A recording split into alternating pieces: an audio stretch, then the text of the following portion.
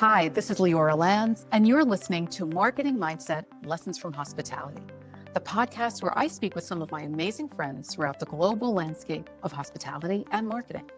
We will share best practices that you can use in your business, whether it's in traditional hospitality or not, whether you are an emerging leader in the industry, or seasoned and wanting to stay fresh and always learning. If you're an entrepreneur or an intrapreneur, you need a marketing mindset. Whether you're marketing a business or yourself, we all need a marketing mindset. We know you're busy, but take a listen and figure out how you can apply this fresh thinking to your world, both professional and personal.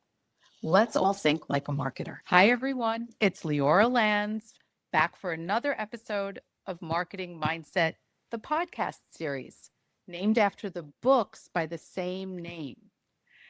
Today, we're going to talk about influencer marketing. We may love it, we may hate it, but we have to talk about it because it's absolutely an integral part of our hospitality marketing approach. And influencers, we just can't get away from it. And no better person to speak about influencers and have this conversation with us today than my friend, Alyssa Stevens. Let me share a little bio on Alyssa. Usually I just simply introduce her as my friend, but today let me give you a little background on her before we bring her in to say hi and to chat. Alyssa is a Boston-based public relations, social media, and influencer marketing strategist with nearly 20 years helping brands shape narratives, build influence, and connect with audiences across digital and experiential channels. She's the founder of Monarch, a boutique public relations, social influencer, and events consultancy that partners with brands in Boston and beyond to build cultural relevance through creative collaborations and integrated campaigns. And I hope we heard that, creative collaborations and integrated campaigns, because we're going to talk more about that shortly. Before launching Monarch, Alyssa spent nearly 2 decades in the Boston agency world, most recently leading global social and influencer strategy for clients across the US, Europe, and Canada. Her work has earned international recognition, including Ad Age's Best Use of TikTok award for a consumer packaged goods brand campaign that she helped lead, and an invitation from TikTok to discuss the strategy on its Talking Creative podcast. As a seasoned publicist, she has secured client coverage in top-tier outlets, including ABC World News Tonight, The Today Show, The New York Times, The Boston Globe, Elle Magazine, Oprah's Magazine, and more. Alyssa is also a regular contributor to industry conversations, sharing insights and publications such as Ad Age, Marketing Dive, Digiday, and the Boston Business Journal. She brings a unique dual perspective as both a strategist and a creator through her own lifestyle blog, too. She's phenomenal. And I have to also thank her because together we authored the bonus chapter for the second in my companion book series, Marketing Mindset in Motion. And that bonus chapter is the strategy for influencer marketing. So it is my absolute joy to bring in Alyssa Stevens. Hi, Leora. It's nice to see you today. Hi, Alyssa. This is so much fun. Thank you for having this conversation about a topic that I think we all think is usually fun, but it is strategy and work. It's not all fun and games as much as some of us might think it is. So I'm really glad you want to talk to us about that today. I'm going to get right into it if that's okay with you. And this way we can just glean from your experience and from your wisdom. But I'm someone who started my career in what we call traditional public relations, working with media, writing press releases, creating those promotions. And today, influencers. I worked with press, I worked with journalists, and today it's influencers. So is influencer marketing sort of replaced traditional PR? Or can we say that? Or should we not say that at this point? Well, Leora, I also started my career in traditional public relations, and that is sort of the question that is on every marketer's mind right now. Do you still invest in those traditional channels, those traditional marketing aspects like public relations, or do you look to social media and influencers as the new editor? And I think there's no wrong answer, but we have to really think how PR fits into this new customer journey. Social media is where many people are spending hours of their time each day. They're going there and they're getting entertained, they're educated, they're inspired, they're incentivized to move down into the conversion path. So we can't eliminate that, but it has to be one piece of that customer journey to create this idea of social proof, because today's consumer is savvy. They're not just going on a website and booking a vacation. They're not just going to purchase that pair of shoes. They're going to read reviews. They're going to see it on social media and like how it looks, and it might be something that they're interested in. So if we can use PR as another channel to really drive that purchase consideration, I think that's where it fits into today's media landscape. And of course, it offers fantastic larger storytelling for a brand. It allows them to learn more about it from that third-party trusted source in a traditional medium. So I do still see value in PR campaigns, but I have to tell you, the influencer landscape isn't going anywhere. It's only growing. And so we really need to think, how are we capitalizing on that growth to continue to influence the consumer? Fair enough. So there's still very much a distinction between public relations and influencer marketing. So if someone's saying they're a PR firm and they work with influencers, that's part of their public relations approach, but it's not one and the same. We need to understand that there is a distinction today. Exactly. I want to just you mentioned two terms that you in this response that you just shared now. One, you use the word entertainment, and it's really interesting to me that you use that word, because just this week alone in classes, we had different influencers in our marketing clubs and in our marketing classes, and the word entertain came up quite a bit. Their posts, they felt, particularly for travel, hospitality, food stuff, as opposed to professional services, for example, needs to be entertaining. So they need to be informative, but we can't always take ourselves too seriously. I just want to talk about the entertainment aspect of social posts from influencers. The fact that you use that word, it really sort of triggered with me, because I heard that a few times recently. In many ways, social media is replacing television as your nightly entertainment.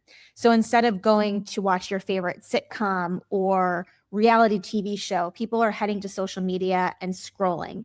And what's really interesting on how social media has developed and the influencer landscape has developed is people are no longer going to social to see what their friends and family are doing. It's become really interest-based, meaning that you're going to social and getting content tied to what you're engaging with. So if you love needle pointing, if you love travel, if you love cooking, the algorithms are incredibly smart. So they're going to continue to push that kind of content into your feed to get you down that rabbit hole and spend even more time on social media. And that's where that entertainment aspect is really born. You're going on there and you're being entertained. It can be a mindless activity, but you're also learning something, which is where that education and inspiration piece comes in. So for me, it's a replacement of other traditional mediums like a television show. That's what's happening on social media for entertainment. I understand, totally understand that. And then the other term that you mentioned was social proof. And I was wondering if you could just help define what that means. You and I use that term because that's part of our vocabulary. But for those who are watching or listening to this and want to learn a little bit of our influencer marketing vocabulary and digital marketing vocabulary, what do we mean by social proof? And give us an example.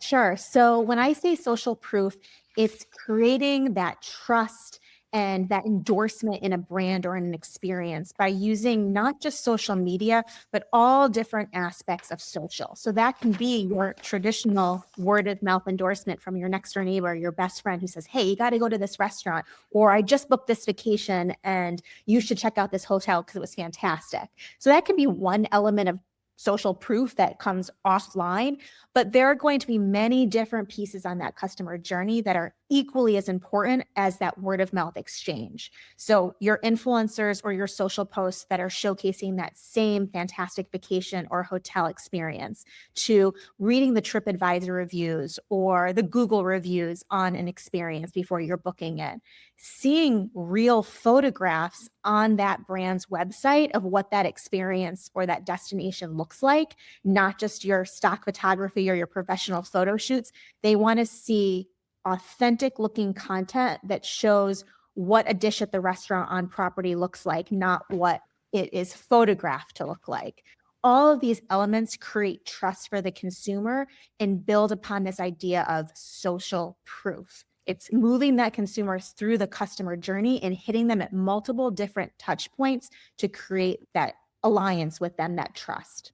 Perfect. So if you'll indulge me for a second, because some of the terms that I also use when I talk about this is, obviously we just mentioned word of mouth, and then there's also digital word of mouth, and then there's user generated content, UGC, all of that, quote, earned media, all of that that's gathered from other folks help build social proof. Great. And influencer marketing is key to contribute to that. It is, because at the end of the day, humans are inherently social. So they want to engage and hear recommendations from real people. And that real person, that authority of trust, is no longer just happening in the flesh in real life. It's happening with people that they followed for years on social media, or maybe someone that they haven't followed, but they get their content and it's totally engaging, right in line with their interests and what they're looking for.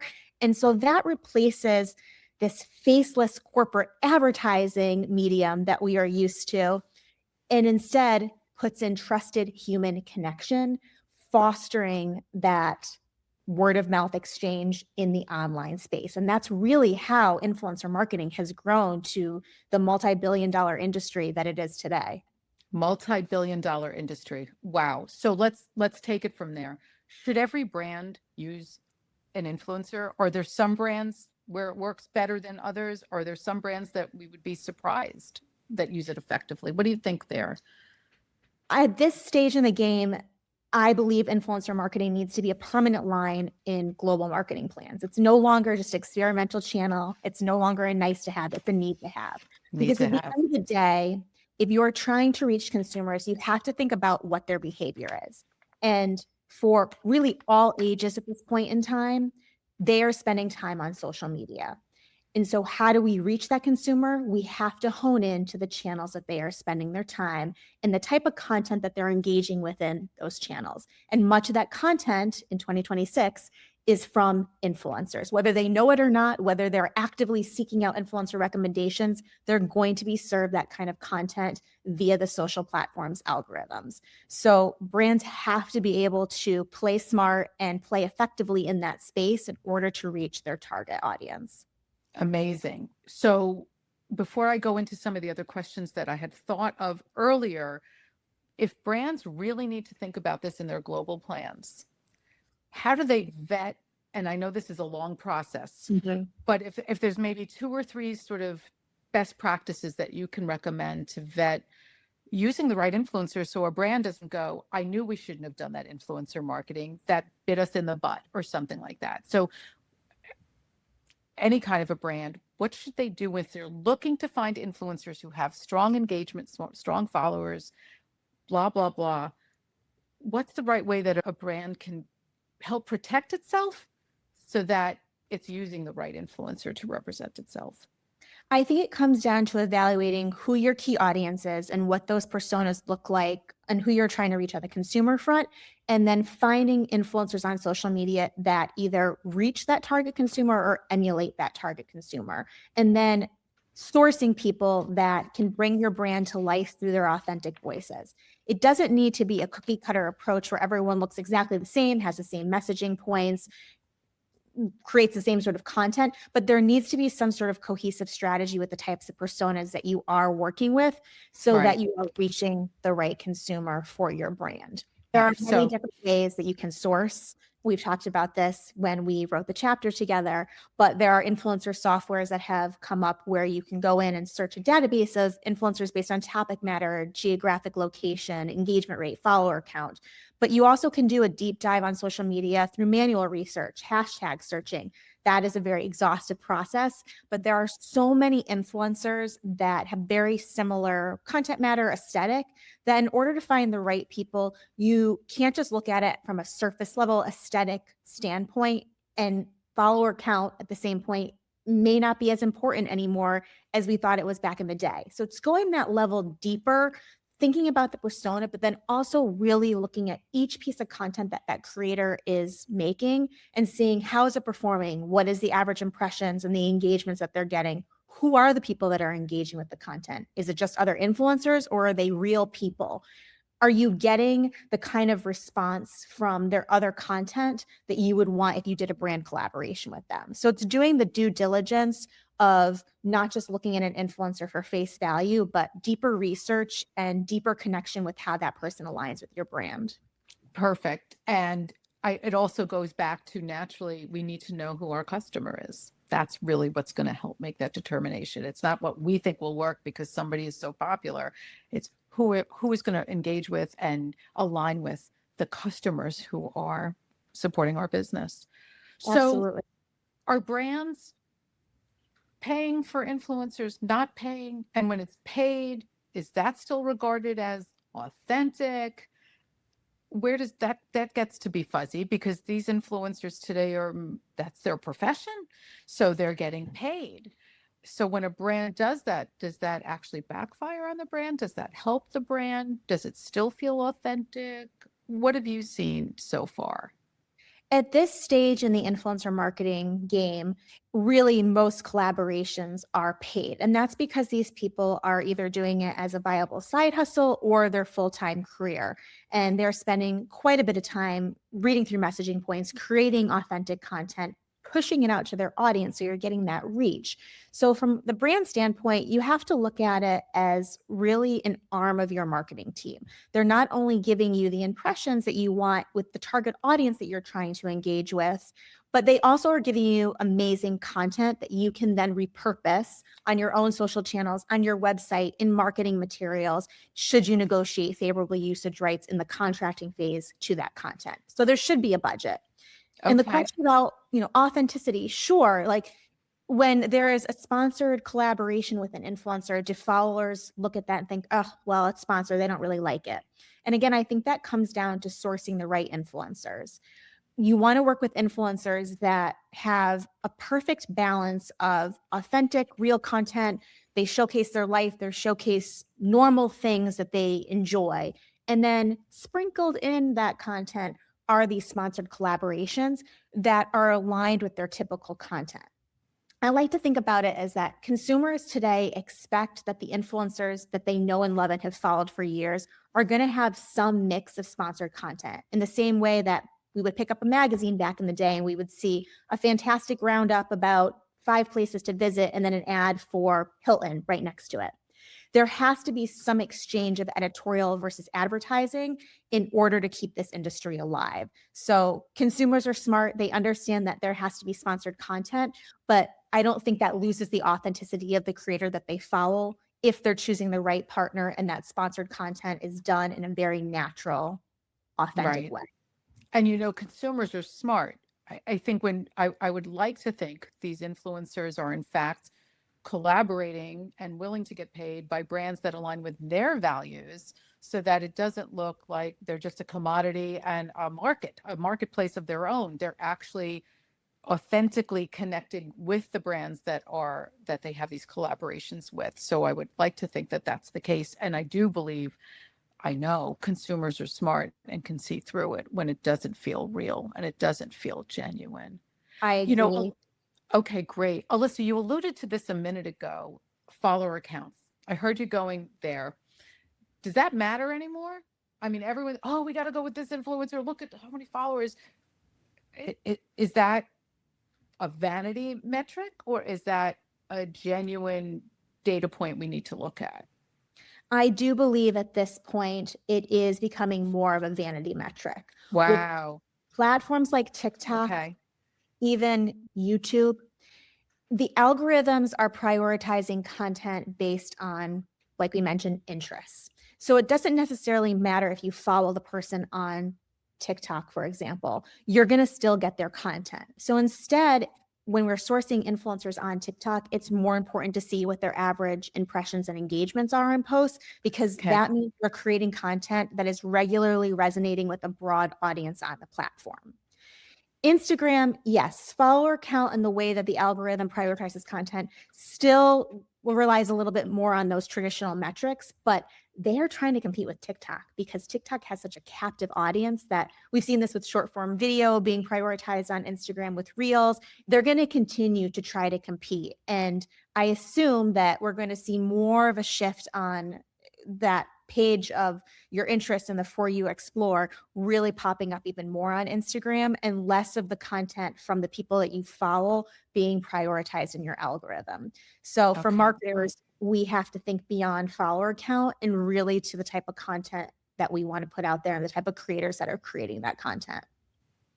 So as we wrap up, because those are great points, as we wrap up, I remember as review sites emerged and digital content and user-generated content blossomed on the scene and became super important, you know, consumers' trust in websites, for example, sort of weaned, and they trusted. I remember used to, saying to my husband, we always looked at TripAdvisor or review sites to determine where we should stay for a hotel. And I'm like, how come you're trusting the people that we don't even know who are sharing these reviews, and we're listening to them, right? So that's just our human nature. People find communities and you listen to others, even though you don't actually know them. So you want to look at the website. We will look at the website, but we're going to look at what people have to say. So with that kind of philosophy in mind, and you just made a great point that brands need to consider influencers an extension of their marketing team. They are on the team with them if there's a paid brand collaboration. Are the brands the better spokespeople and salespeople for themselves? Are the influencers, in fact, gaining more clout in that area? Is it on par? Just curious what you're seeing. Great question. So I feel that what a customer can say about a brand is more impactful than what the brand is saying to the customer. So how do we create that endorsement? We can use influencers for that trust, that authenticity that we keep hitting back on. Right. And that allows us to create a conversation on behalf of the brand that doesn't feel like a straight advertisement. The path to discovery for a brand through a creator's page is amazing, whether it's a sponsored piece of content or creators just talking about a place or experience or a product that they picked up that they love. That is an entry point in for a new audience to experience that brand. And I feel that that rings truer and more authentic than the brand putting out an advertisement or a sponsored social post about that same experience product. So I think we think back again to that inherently social comment about humans and that word of mouth exchange. We're creating that, we're fostering that through these creators. And that conversation that they're having on the brand's behalf is really where the magic of influencer marketing happens. I want to ask you sort of what are the 2 or 3 pieces of advice that you recommend to marketers if they're in the midst of an influencer marketing effort or about to embark upon one? What advice do you give to marketers? I would say that you have to trust the creators that you work with to let their content creation, their voice shine in whatever they're creating on your behalf. If it's too orally messaged, if it's too brand heavy, if it doesn't feel true to that content creator style, you're going to lose what you set out to do, which is reach a new audience through this creator's voice. So having the right balance of hands off versus providing the tools and the information about the brand that they need in order to create relevant content to you is really the secret sauce to influencer marketing. So that would be one thing, is the creative freedom that you need to allow these influencers to have in order for their content to perform. And then the second piece of it is don't be afraid to try, test, and learn formats. So if you are really interested in doing a new type of content on social media, let's for example, say ASMR. So that's just sound-based content that TikTok creators are doing across all different topic matter, from cooking to beauty to whatever it may be. But you're not really sure if that makes sense for your brand. For your next campaign, do a bit of testing. So have your traditional videos, content creators that you typically are working with in the storylines that work for them, but then sort of dabble in a different space for a campaign. So you're not investing your entire budget into these testing of different formats, but you're allowing that opportunity for another type of piece of content that you've never tried before, like an ASMR, to really shine. And if it doesn't work, great, you don't need to do it for the next campaign. But if we stay within the box and confine the collaborators that we're working with within that box, you're never going to be able to see if something can go viral or there's an audience base that you can tap into that really love your brand and product. Fantastic. I learned so much. Thank you. And I do want to make one clarification for folks who are listening or watching. The term content creator should not necessarily be replaced or in lieu of influencer, because there are people who are great content creators who are not necessarily the influencer. And I want us to make sure, and some influencers are not necessarily creating their own content either. So we need to make sure we segment and distinguish those terms too. So Alyssa, where can we find that bonus chapter that we authored is on your website? Could you share your website URL, please? Yeah, so my website URL is thisismonarch.com. And you can find that bonus chapter to download there and learn even more about influencer marketing, really a playbook for how you can get started if you're curious about how this new marketing channel can really impact your brand. Alyssa, thank you so much. I love chatting with you. I learn so much because you're ahead of the game on what's going on and what's relevant. So it's always a joy to hear from you. Thanks for joining us today. Thank you for having me. Thanks, Alyssa. Bye-bye. Thank you so much for listening to this episode of Marketing Mindset, Lessons from Hospitality. Marketing Mindset is a production of Think Tank Media and the Hospitality Nexus, the global platform for hospitality education, with resources such as podcasts, articles, and video tutorials. I'm your host, Leora Lanz, and if you want to learn more about how we can work together, visit my LinkedIn at Leora Halpern Lanz. Remember to order a copy of my debut book, the international bestseller, Developing Your Marketing Mindset, Real-World Lessons from Hospitality, which also won the Business Book of 2025 award from the New England Book Festival. And the newest in the series, the companion book, Marketing Mindset in Motion, inspired by hospitality. Everything you need to think like a marketer for your business, your service, or yourself. Connect with meaning through wellness, sustainability, and community to market with meaning and remember the hospitality. Until next time.